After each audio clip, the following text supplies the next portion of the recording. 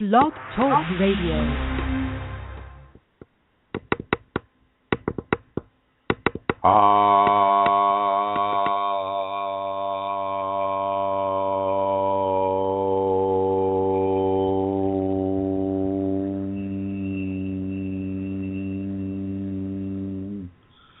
Hello everyone, this is Chrism, and I'd like to welcome you to this conversation about your Kundalini awakening experience. And today, I'd like to get right into it as usual.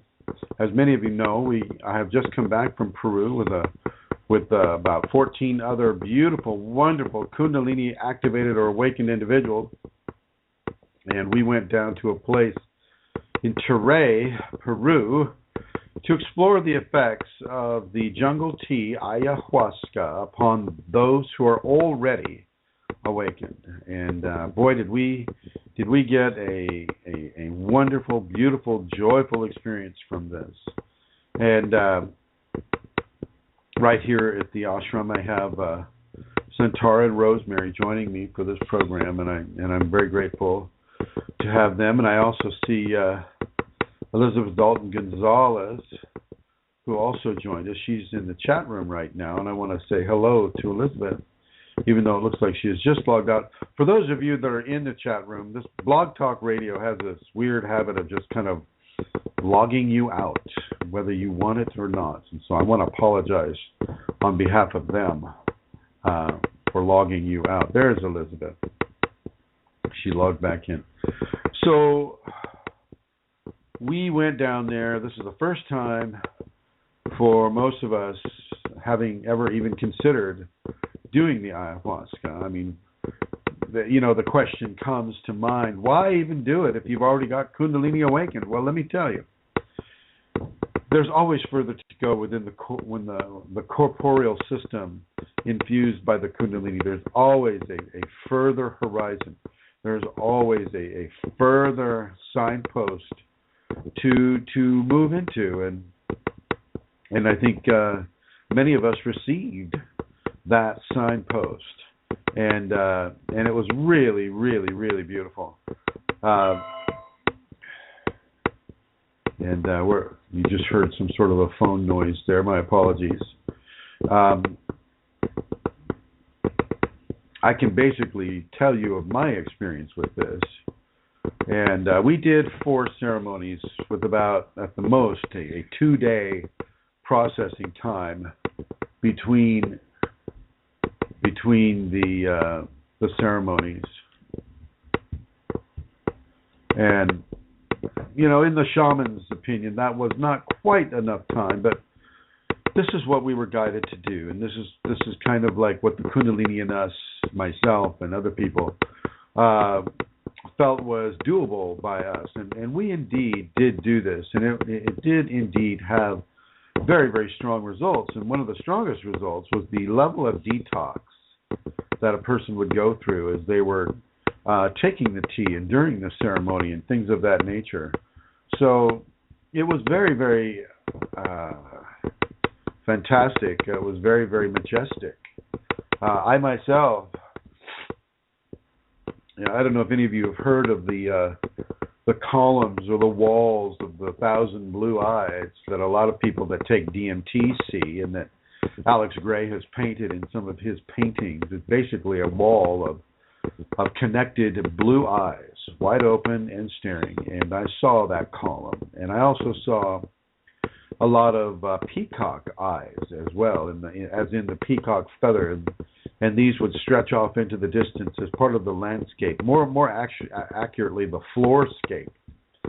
And in some of my experiences, actually all of my experiences, the divine would show itself as an opening in the visual ceiling. So what you might consider the upper right field of vision would develop a crack, or as if a part of a ceiling tile was coming down, and the whole area would be bathed in this yellow golden light. Quite beautiful, quite beautiful. This does have a purgative effect on people, and one of the things that most people don't really enjoy about it is the the vomiting and things of that nature. But once you're inside of the phenomena, the vomiting becomes a very, very distant irritation. It's nothing that you would stop your experience with in order to not have. There were some people in the ceremony with us that would really, really, really resist it, and I actually have to admit, during the second ceremony and the first ceremony, I was really resisting it. But I had to let it go. I had to let that come, and I had to experience what that purgative thing, and even the vomit itself took on a very enlightened quality. You could see lights in the vomit and different colors and things of that nature. I had a strange kind of a situation with regards to my ayahuasca ceremonies, as I was there to also help others inside of their perhaps difficult experiences. It really unleashes a strong level of detoxification, and even more so when you encounter the divine, which I did on every single ceremony. That encounter with the divine pushes any impurities out of your system, and the way it pushes it out of the system is by giving you like great levels of drainage or a cough, as I have right now. I actually have both of those scenarios right now. If some of you have read the groups, you know that I came right back into a suicide. One moment, please.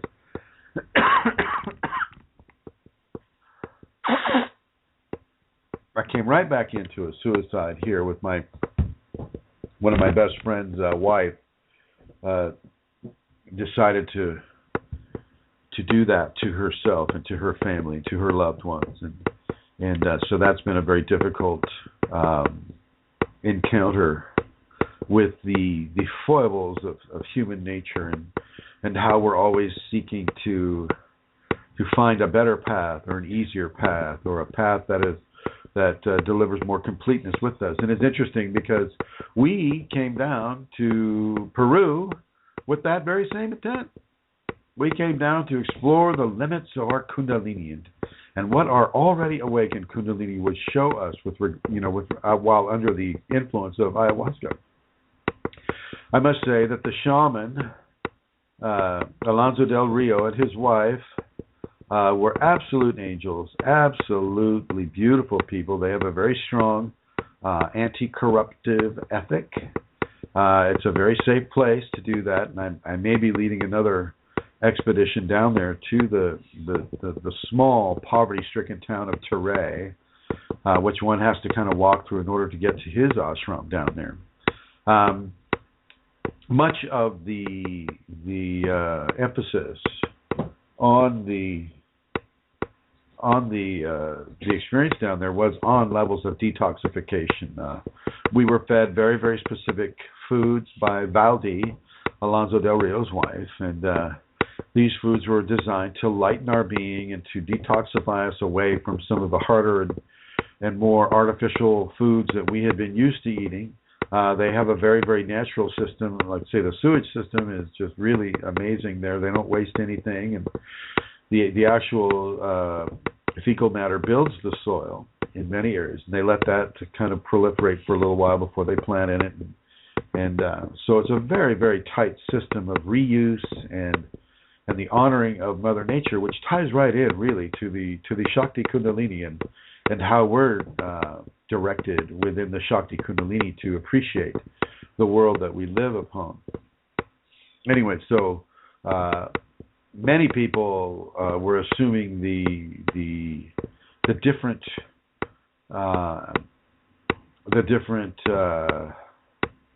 expressions of the Kundalini. One person was the serpent, and they would slither out to the middle of the floor. Another person was the jaguar, and they would hiss and show their claws. And actually, a couple of people were the jaguar, really.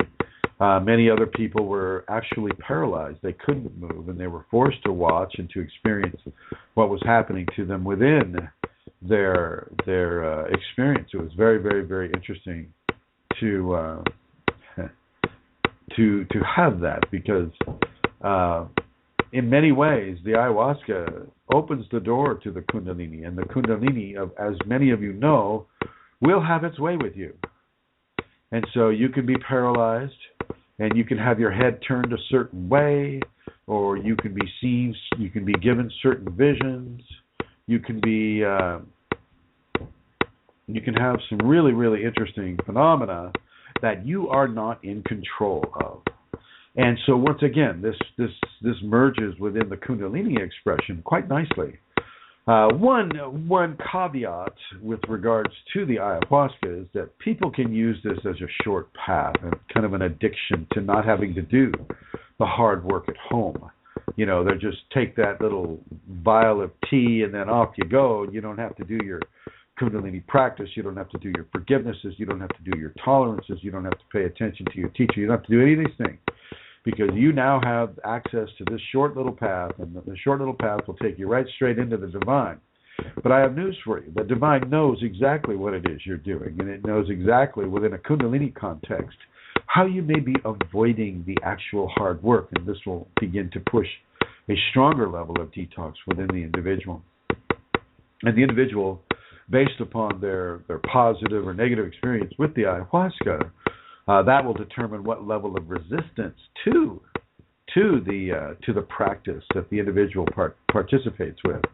And so I do want to really make that point clear. This does not replace your practice. This does not replace your drug-free experience with the Kundalini. It doesn't replace any of those things. And you never, ever, ever want to see ayahuasca as a crutch of addiction that would take away the level of determination and discipline and hard work that you must do outside of your experience with the ayahuasca. You still must do the hard homework, my friends. You still must do that. Hang on a second here. So, because I saw the divine every single time, every time that entered my inner eye, I was given strong levels of detox. Fortunately, the Kundalini held back that detox until I came back here.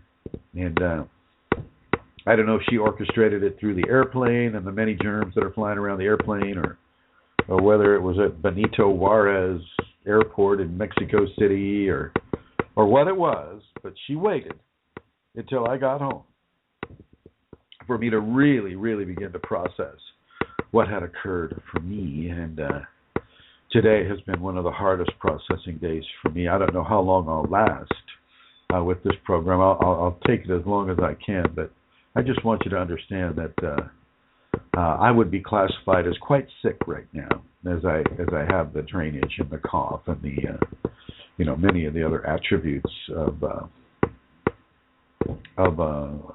detox.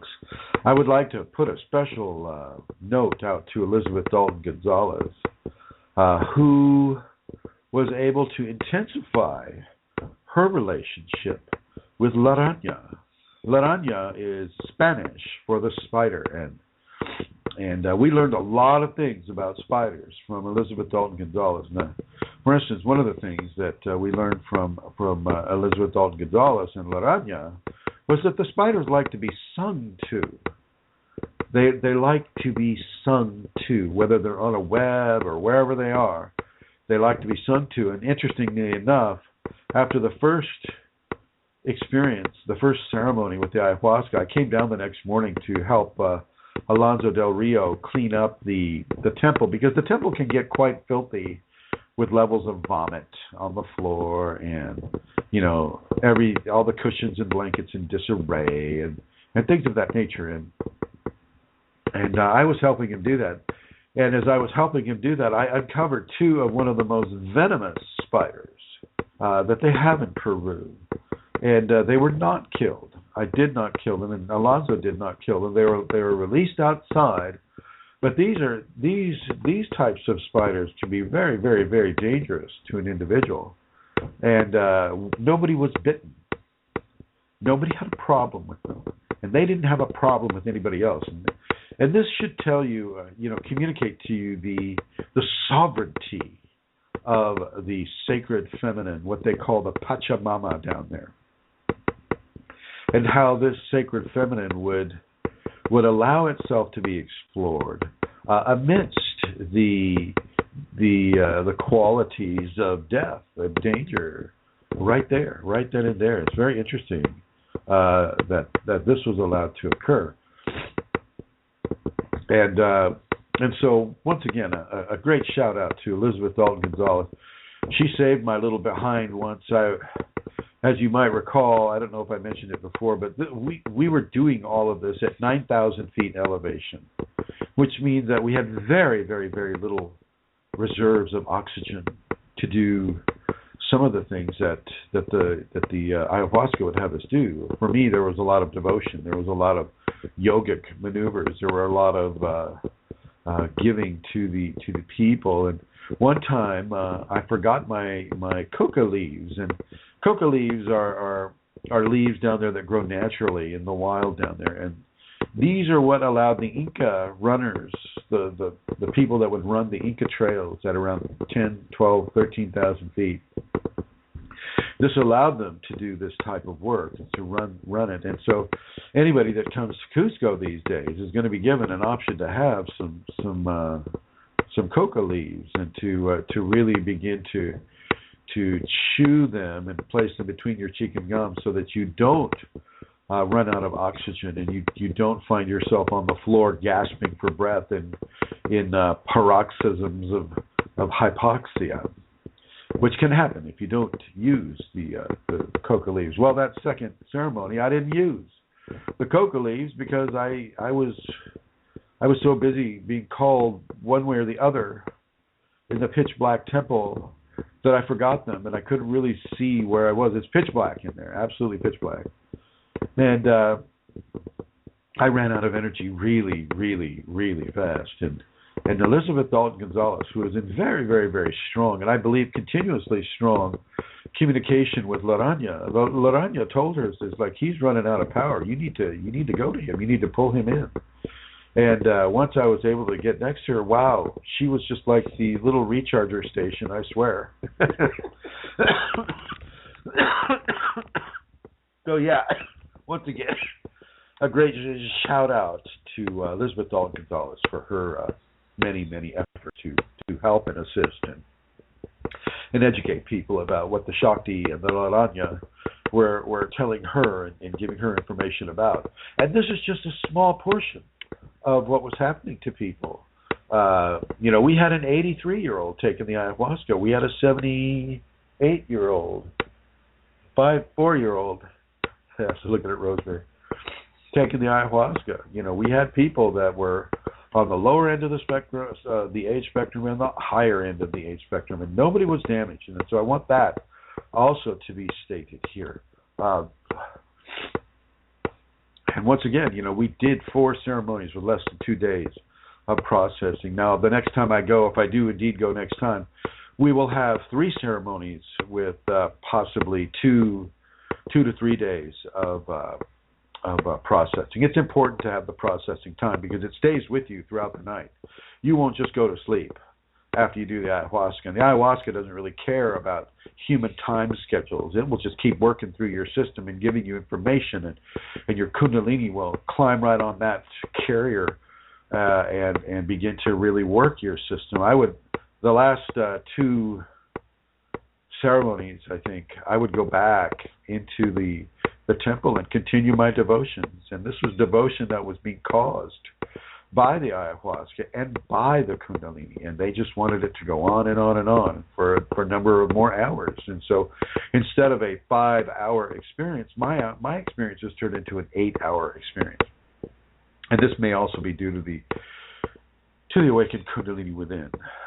It is located, Tere is located near a town called Pisac, Pisac. And so if you want to Google Earth it, just put in Pisac and then you'll see in the near environs, it's about 5 minutes away from Tere.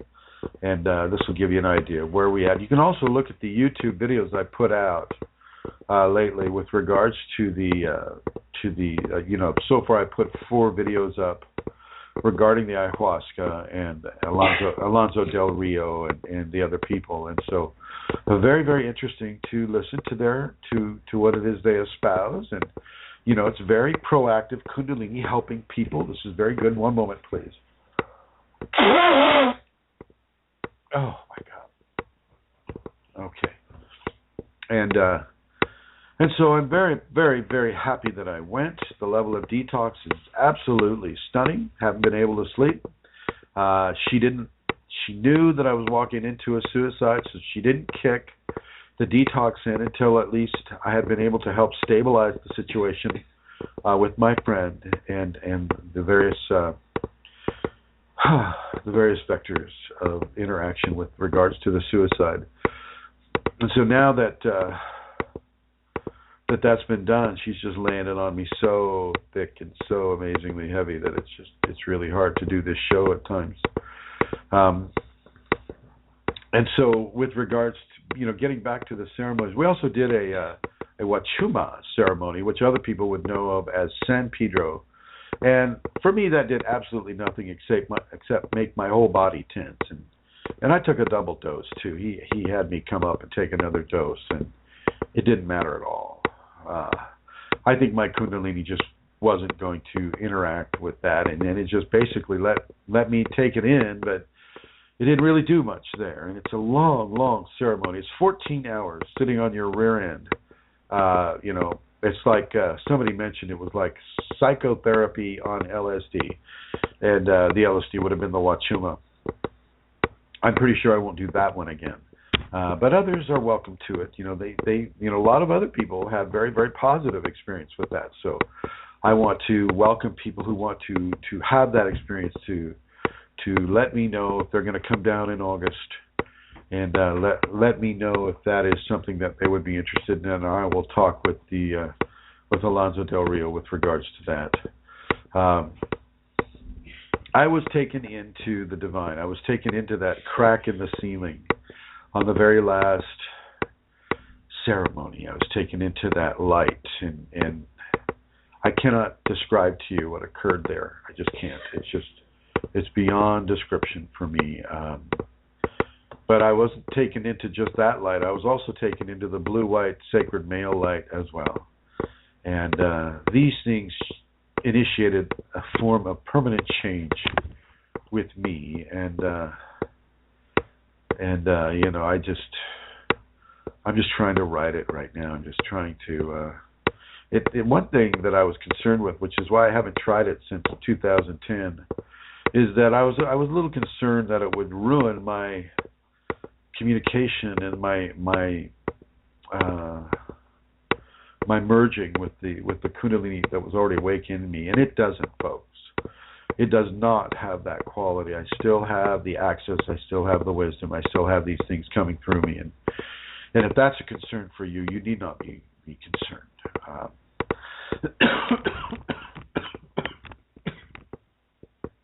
Okay. And right now, I'm going to ask Santara Kundalini to come back here. Yes? Yes, you're being called to the studio here. Hope I didn't interrupt anything. Yeah, I was just going to take a call, but... Don't take it. Okay. And why don't you tell them a bit about your experience here? Okay, so I've missed the end of the conversation there. I wasn't here, so let me tell you about mine. I suppose I had, to be honest with you, some expectations around the visuals that I was going to see. I had read a lot about, the psychedelic and all of that sort of thing, and while I would have said, I don't have any expectations, I didn't realize until it begun that I had, because the very first thing that happened to me was everything went dark, black, after I had taken the medicine. Then, as well as that, I lost all control of my body. My legs didn't work, my hands didn't work, nothing worked. and everything was in pitch black. And I began, I had a little bit of panic, and then I began to feel I was going to vomit, and I vomited, and that was actually a relief to be able to vomit. But then I needed to use the bathroom, and I was unable to move, and I had to go, help, because we were told to do that, and somebody came to assist me. And I made it outside, but I couldn't see, and it was really, really difficult. I mean, it was really, really difficult, not having use of my body and being assisted and all of that. So that was a bit of a shock to me, because it was not something I expected. And when I got back to my seat, I knew I was going to be okay. I knew I was able to stay there, and I vomited a little bit more. And then I began to really allow that to occur, and I stopped fighting it. And, I was saying my mantra, and I was aware that this was all good, and I was surrendering. And little by little, as I, stopped resisting and went with it, other things began to unfold and happen. And the second half of that particular ceremony was amazing. I began to become very, very aware of other things going on, of the divine being with me, of the Kundalini being with me, and the Ayahuasca and the Kundalini almost being one. It was quite amazing. And the songs, the songs that are sung by the shaman, by Alonso, are incredible.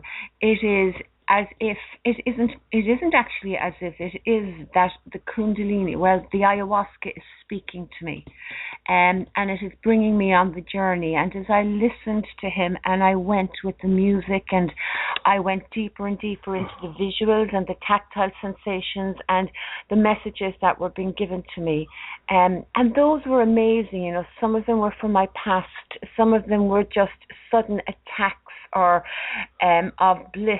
A lot of crying, a lot of, absolute love, and it was amazing. And the songs are incredible. They are the ayahuasca talking to you and guiding you and bringing you on the journey. And another thing that happens with it is it comes in waves. So, you begin to feel the wave, and that lasts for a certain length of time, then it dies down again. And the same thing may begin again, or you may, I would have received something completely different. And after the first ceremony, I had part 1 and part 2.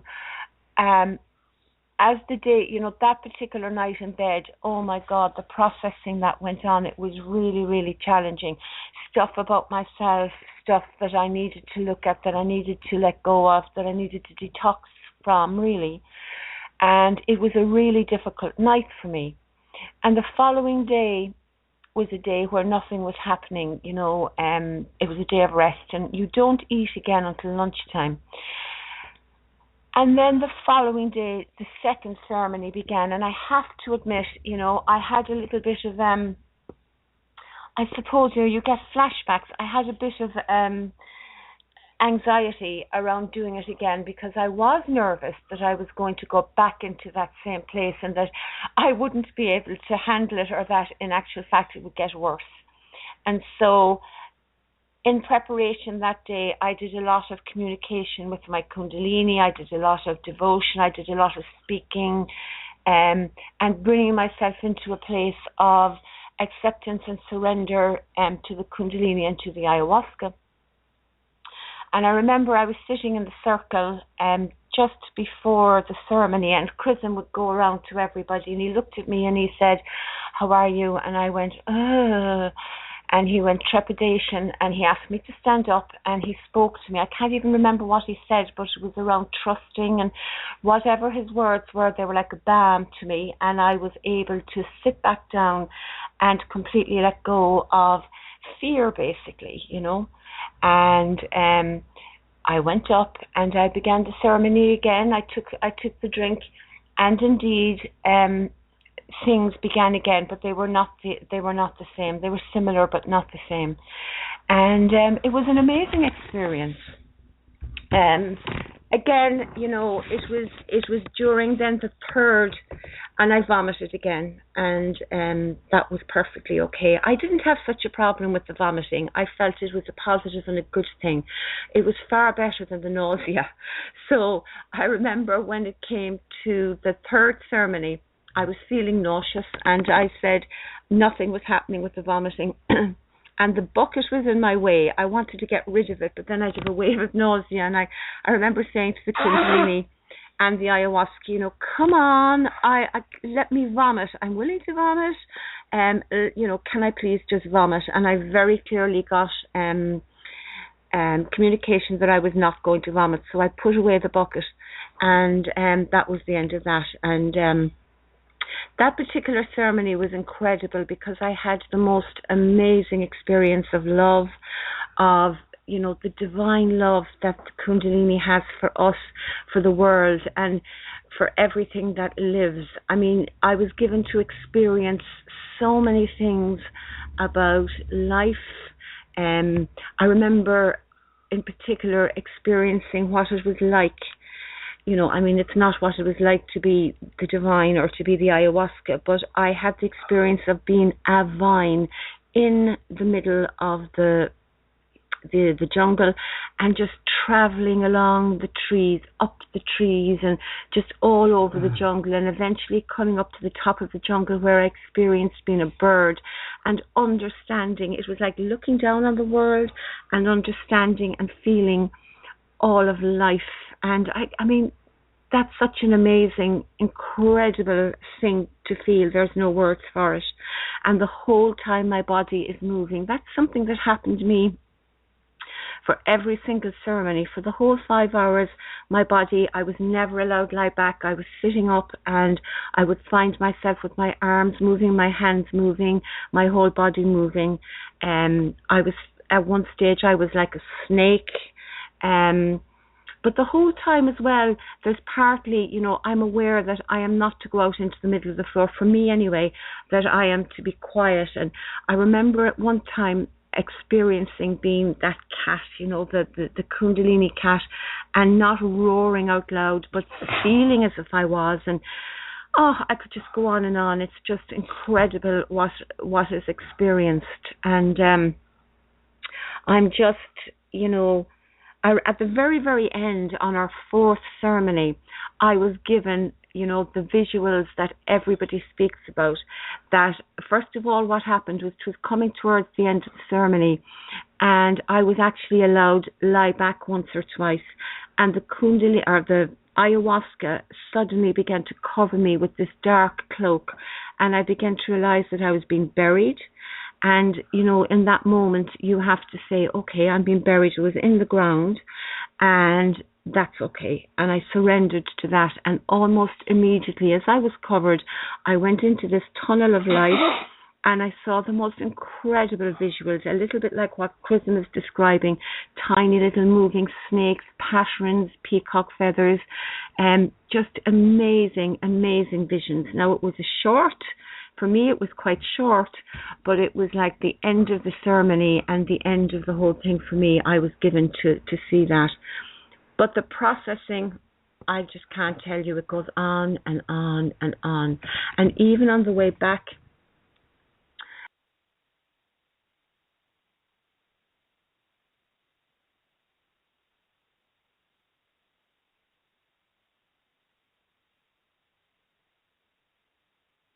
Oh, wow. Sorry, everybody. Just like you guys there in the chat room, I get bumped off just for no reason too. So we just got bumped off, and we're back, and I'm having Amelia continue her story. Okay, guys, sorry about that. But I suppose what I'm trying to tell you is that there seems to be two parts. For me anyway, there was the challenging and difficult parts where I had to look at my own process, where I had to look at my life, where I had to look at all kinds of things. And then there was the part where the Kundalini took me into the most joyful, blissful, amazing aspects of herself and her divinity and her presence. And it is something that was extended, I think, because of the Kundalini or because of the ayahuasca, something that I was able to be within because of the ayahuasca. And in lots of ways, it felt to me like the ayahuasca was the Kundalini, that they were the two that were one. I mean, it was as if they were together in my, in the whole thing, that and the music and just everything. Such a joyful, amazing, incredible experience. I just can't put words on it, really. Yeah. So. Okay, all right, and I'm gonna hand the computer over to Rosemary, and she's gonna give you her experience with this. You go ahead and have a seat there, Rosemary. Thank you, Kristen. I would have to say that all this was very new to me. And the first couple of the sessions, we had 4, as Kristen said, and the first couple was a lot of fear and concern and worry and things that I learned later the next day talking with people. It was really just parts of myself. And likewise, on the second day, there was just a lot of nausea, and I was thinking I'd be throwing up, but it didn't happen. And it was in a kind of like a funny part in my body. It wasn't near my stomach. It was lower than that. And as I mentioned the next day, then someone just very kindly said, "Oh, that's emotional blockage." So I was expecting some physical response, and it's emotional blockage. And it was great to know that, and I know that continues for me, not in the same physical sign, but it continues here. I'm at the ashram till Saturday. And grateful to be with Amelia and with Kristen to be continuing the process. The third and the fourth sessions for me were a little bit different. The third especially stands out.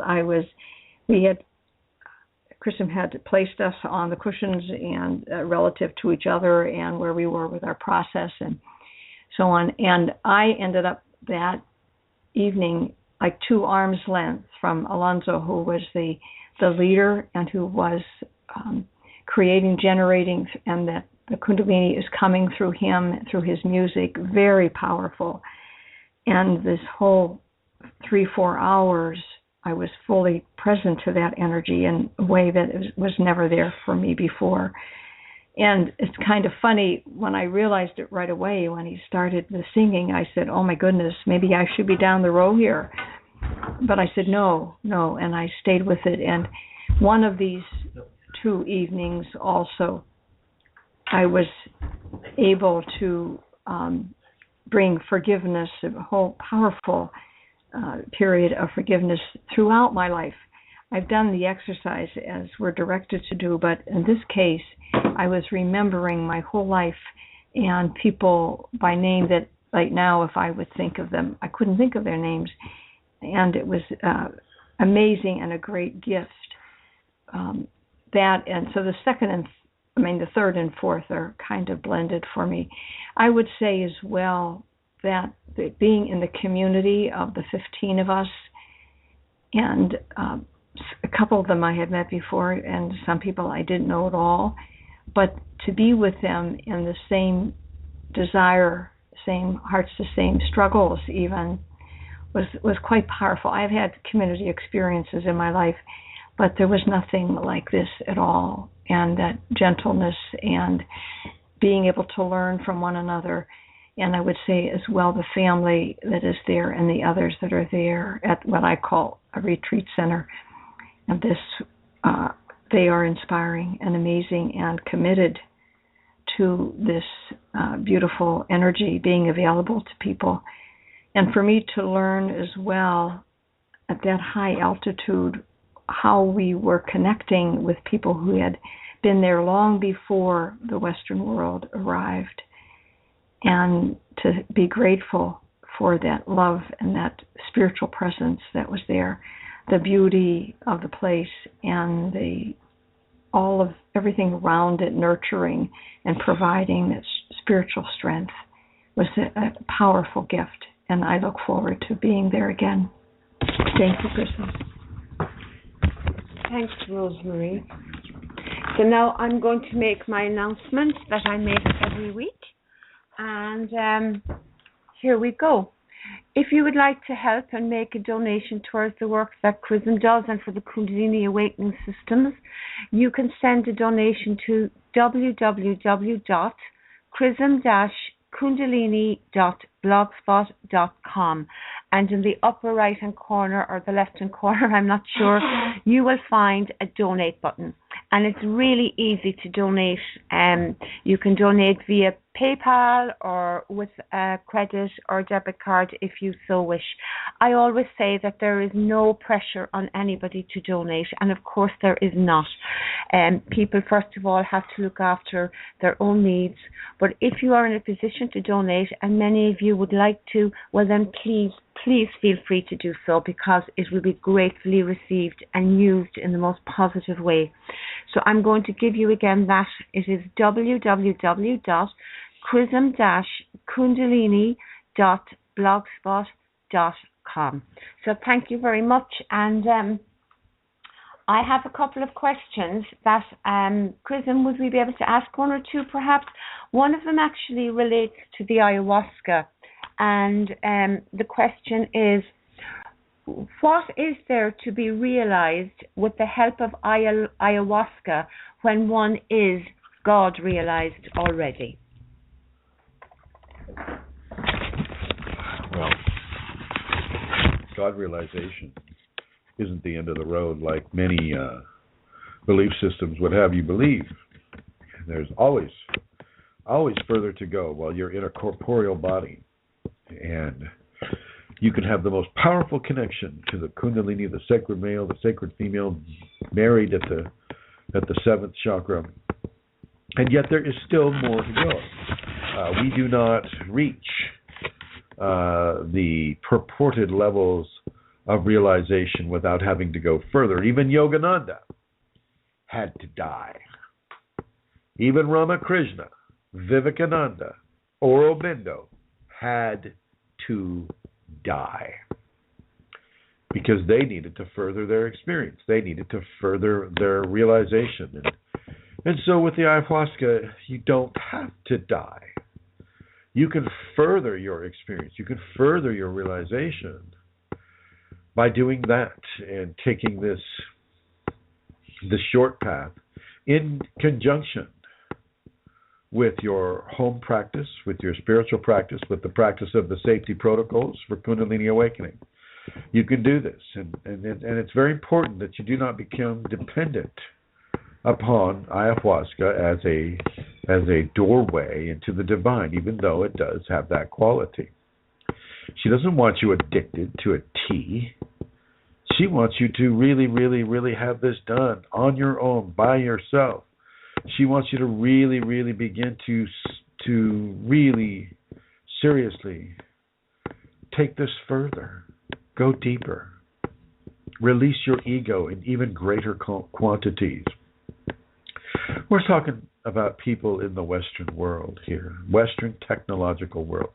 We're not talking about, a guy in a cave at, 26,000 feet Mount Everest.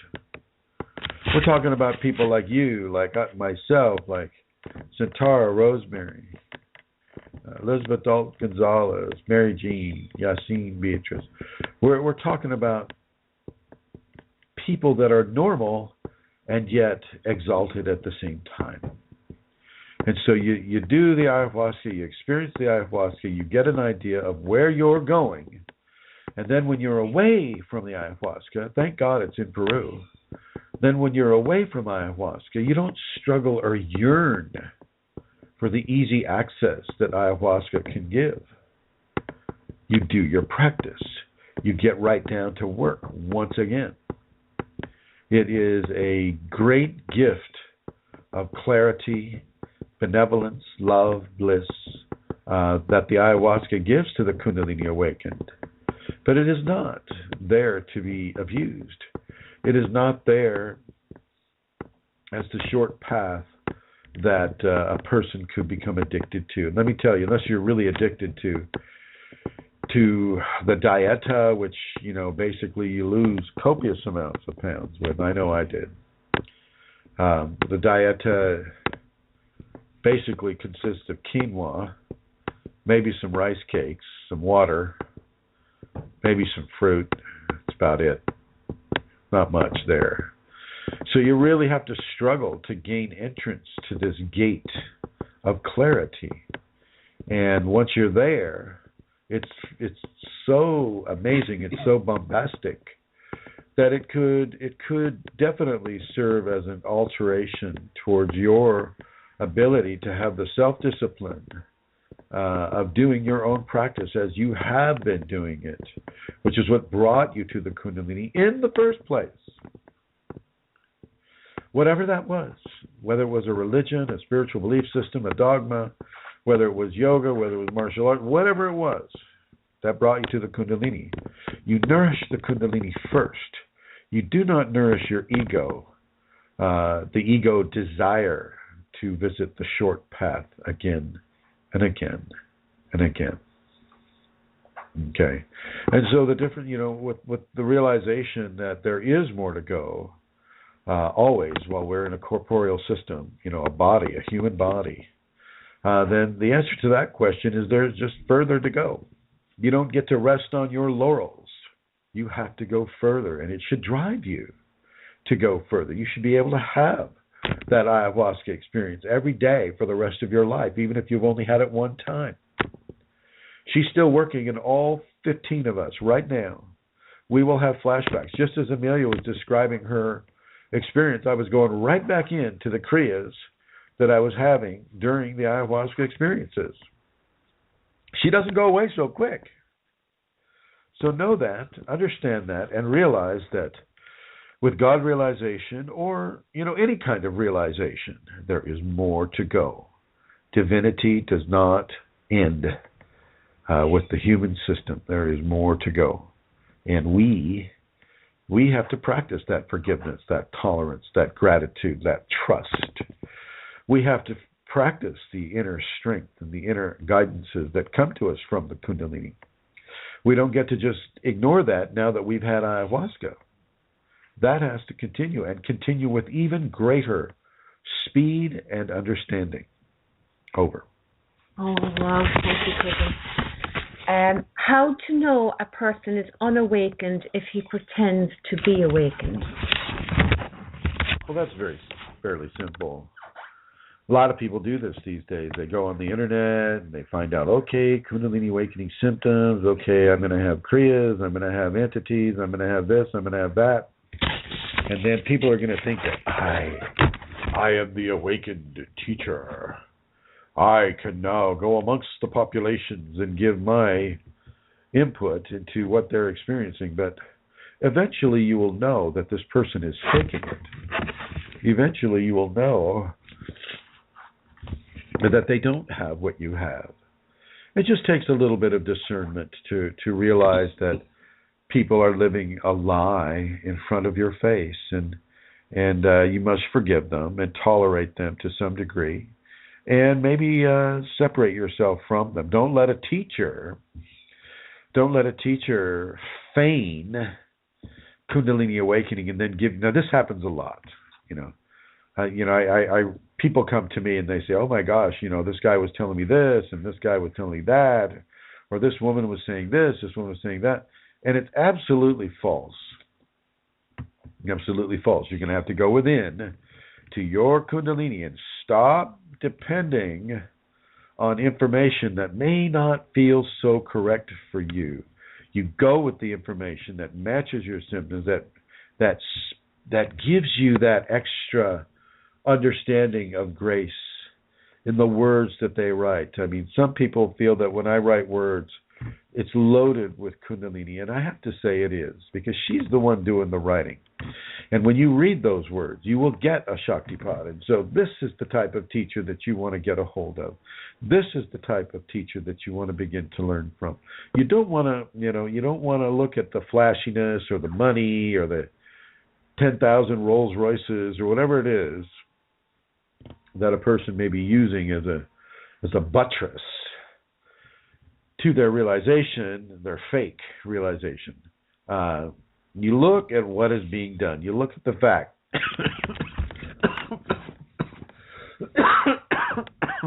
You look at the fact that, oh my word, you look at the fact that a person is helping people, that people are getting results, and based upon the results of yourself and other people, you can be fairly assured that you're on the right track. Over. Thank you, Chrism. Why should a person on the spiritual path not go after materialistic things made of only electrons, neutrons, and protons? Because they are only material things. I mean, we are only material bodies. We don't. One moment. Oh my God. We don't merely. We don't want to grab hold of attachments. We don't want to slow ourselves down due to the attachment to the material world, which is really just it's an impermanent world. We are born and we die, and we go into the great all that is, and then we come back if we need. You don't get to take any of your material possessions with you. I don't know if you've noticed that. When you die, you're dead, and you don't need the material collections. And these can slow you down in your process. These can slow you down and cause you to have a fixation upon that which is material as opposed to that which is spiritual. And it's always towards the spiritual that you want to gravitate towards. Over. Thank you, Chrism. Can a person dream he is God in the dream state, and if so, what's the significance?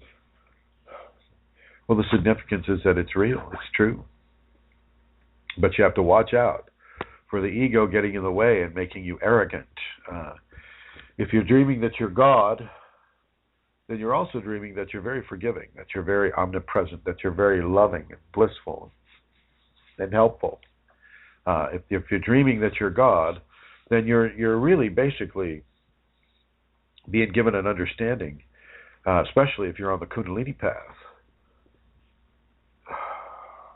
Just a second.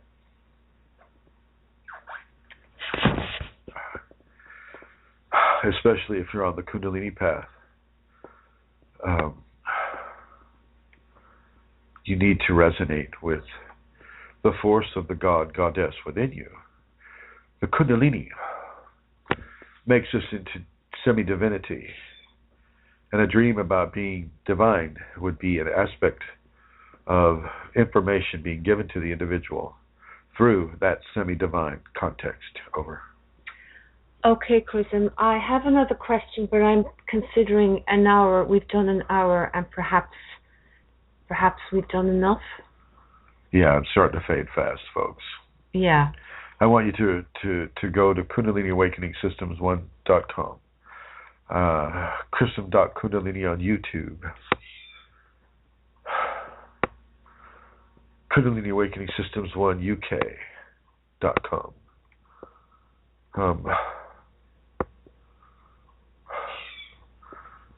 Yahoo group, Kundalini Awakening Systems 1 at yahoo.com. Facebook, Kundalini Awakening !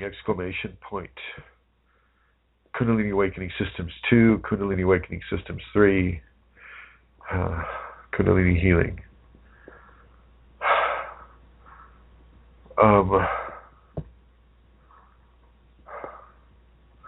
Google, whatever that thing is called. And YouTube as well. Chrism has a lot YouTube, of Chrism Kundalini on YouTube, and you'll see all his videos there. Yeah.